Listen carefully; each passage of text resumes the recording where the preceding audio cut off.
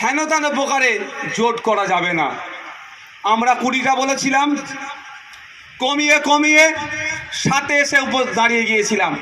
তারপরেও তারা জোট করলো না কেন বুঝতে পারছেন?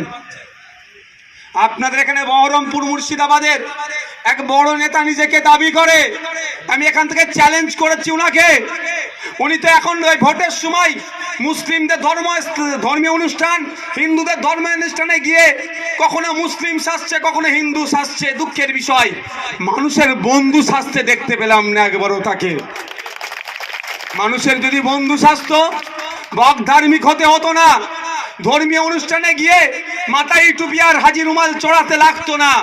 মানুষের বন্ধু নয়, শুধু মানুষের ভোট লুট করেছে 25 বছর ধরে। প্রমাণ হিসাবে বলছি, অনেক বড় বড় কথা ডায়লগ দিচ্ছে, সেই বহরমপুরের নেতাকে কোশ্চেন করবেন, সময় আপনাদের সামনে এলে